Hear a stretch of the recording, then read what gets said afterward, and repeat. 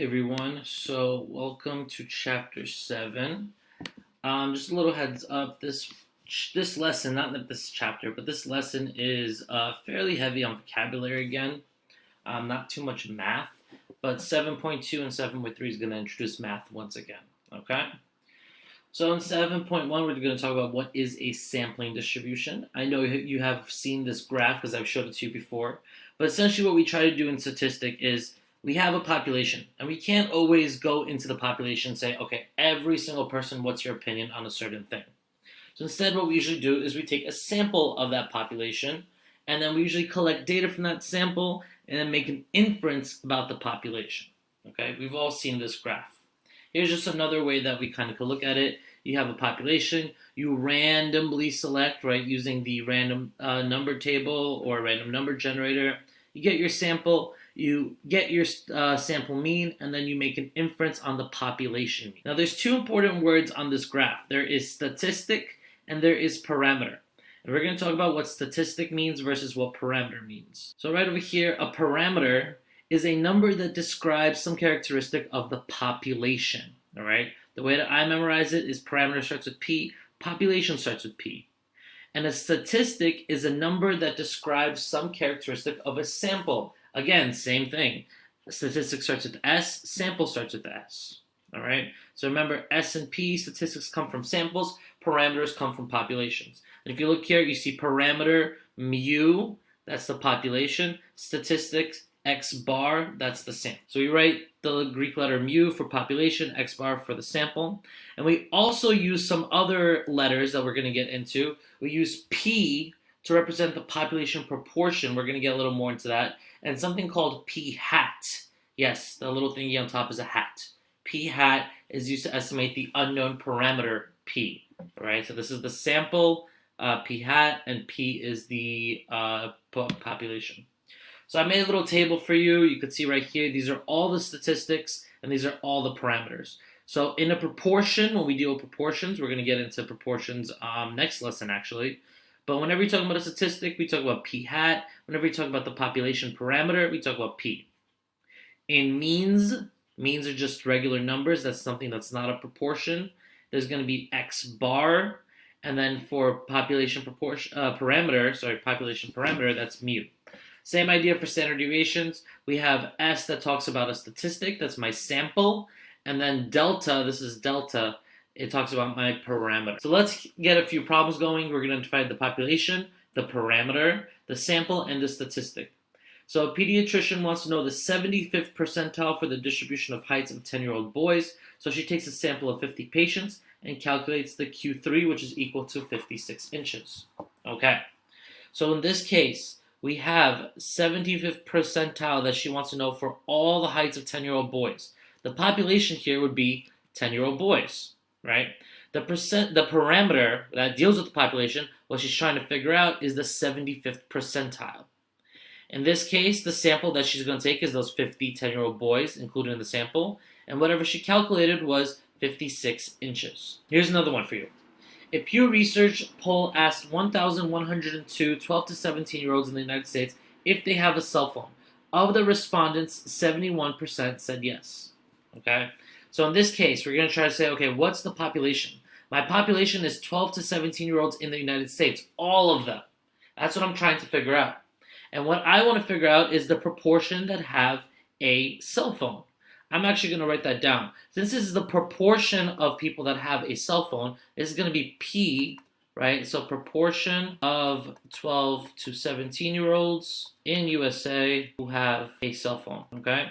That's my P. This deals with the parameter. Now, I have a P hat. The P hat right here is actually 0.71 or 71%. Those are the people that said yes. So P is this, whatever it may be one day, we'll figure it out. But in this case, they do provide you with the P hat, which is 0.71. This is a proportion. And I know my sample is the 1,102 12 to 17-year-olds that I did ask. Let's go back for a second. Over here, notice how we're dealing with regular numbers. So this is considered mean. So here the parameter, which is going to be mu, is the 75th percentile or Q3, whatever, of, what were we looking for? The heights? Yeah, so heights. So we can say mu is heights of 10-year-old boys, and they provide you with the X bar, which in this case was 56 inches right over here. That's the statistic, all right? So I'm going to read this out for you really quickly on top. So how can X bar, the sample mean, be an accurate estimator of the population mean mu? After all, different random samples would produce different values of X bar. Meaning, if I take one sample of this population with 10 people, 10 random people, I might get one mean. But you might take a different sample, and the people are still in the population, but it's 10 different, let's say, boys, and get a different height, right? So the mean X bar starts to vary a little bit. The basic fact is called sampling variability. All right, this is a very important word to know. The value of the statistics goes with sample, remember this is X bar or P hat, varies in repeated random sampling. To make sense of sampling variability, we ask, what would happen if we took too many samples? So look here, I could take several samples on more and more, and then I would get a different mean or a different population P hat. Let's say a different X bar or a different P hat for every single sample.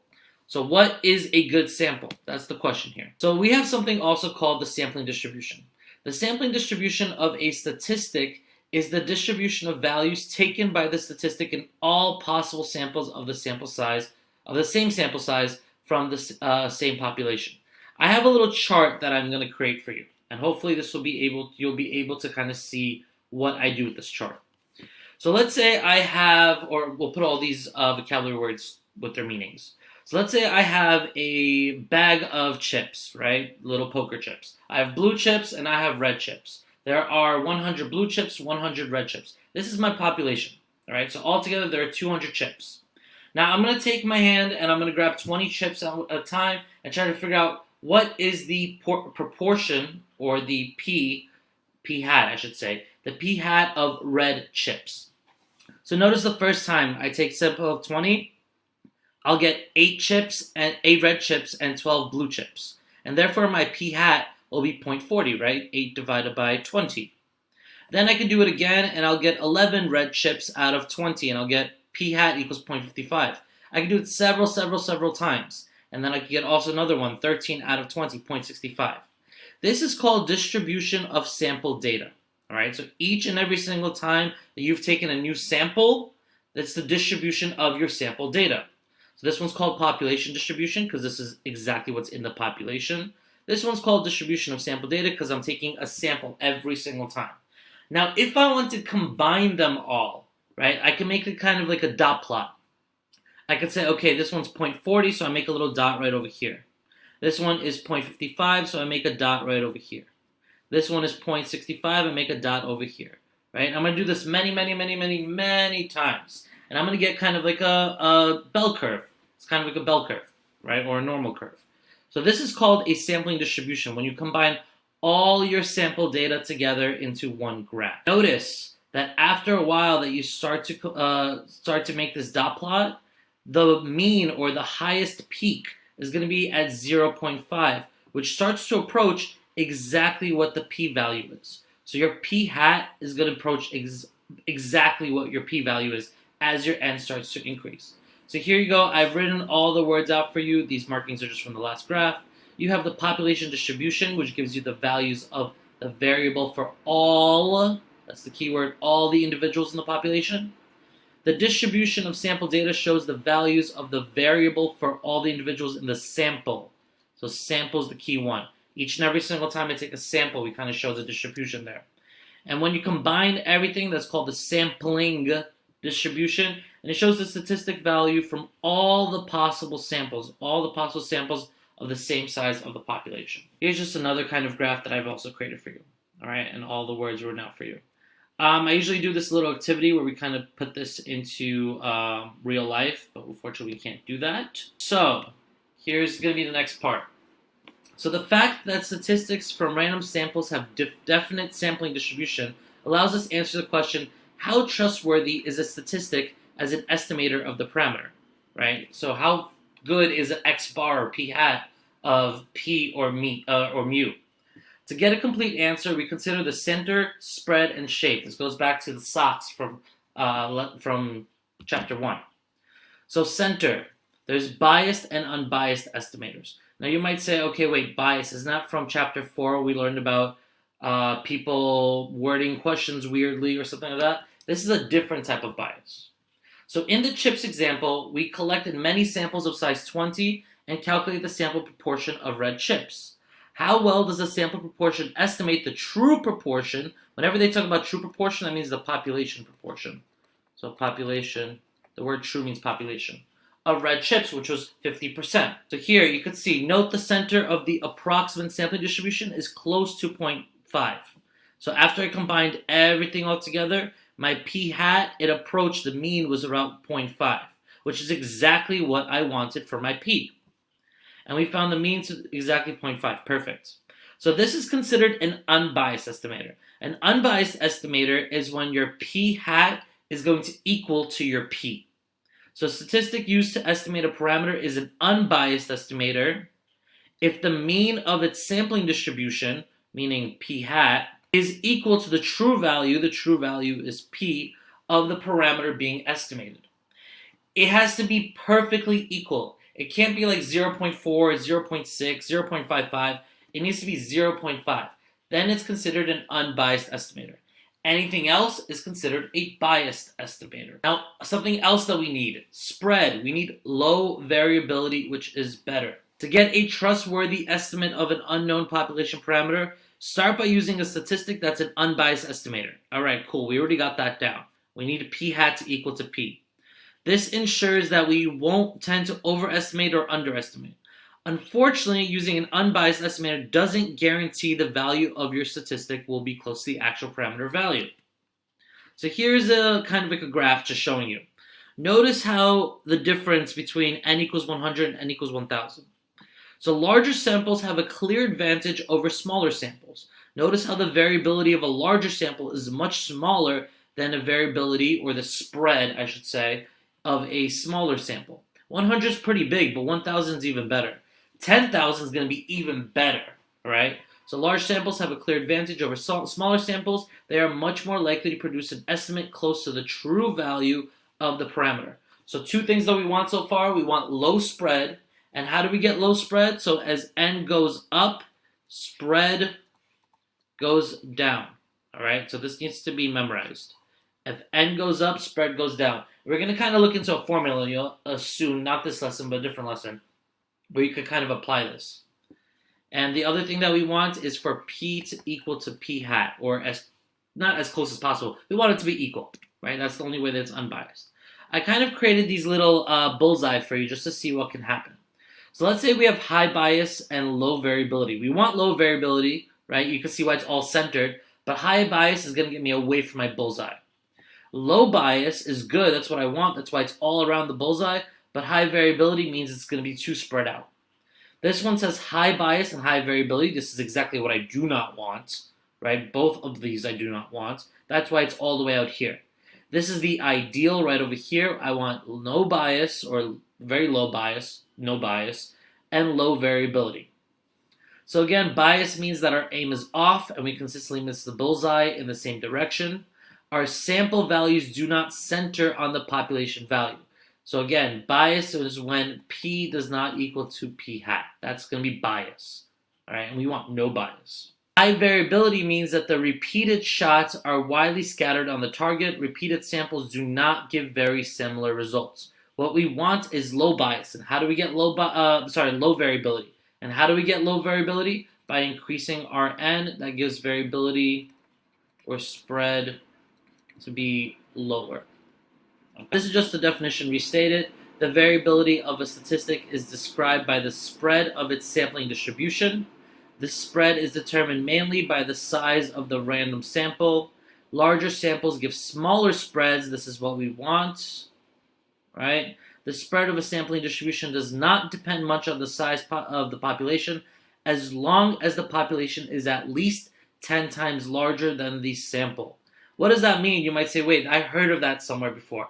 Absolutely you have. You heard about it in the last lesson, which is the independence rule, right? Do you remember n should be less than or equal to 1/10 of big N? That's exactly what this is saying. Here's just a quick little example, right? What do we want? So here are some sampling distributions for different statistics. used in estimates of the number of tanks in Germany during World War II, right? This should be Germany. The blue line represents the true number of tanks. So you see this blue line right here? That's the population. This is what I'm trying to figure out. Okay, I know what the population is. Which one of these 5 right here will get me the best distribution for the population? So which of these statistics appears to be biased? So remember, biased is when P does not equal to P hat. All right, so we got to see, all right, where is the top of the mean for each of these? Or why am I blanking on the word? The very top of the bell curve, right? So you can see over here, this is the very top of the bell curve. That's exactly what I want. Beautiful. This over here, the top of the bell curve is right over here, which does not match my blue line. So this is, in fact, unbiased. I'm sorry, this is, in fact, biased. If you notice over here, it's kind of a little bit of a spread out. It's a little weird, but this is fairly symmetric. So therefore, I would say this is fine. This is unbiased. This one as well, you could see over here, it looks approximately unbiased. And this one right here is extremely skewed. So therefore, this is also going to be biased, and we do not want this one. All right. So currently, B and E are going to be the biased ones, B and E. Now, of the unbiased estimators, which is max min, twice mean, and 2 median, don't worry about what any of those mean, which is the best? So now we know that we got unbiased. We need also low variability, right? That means less spread.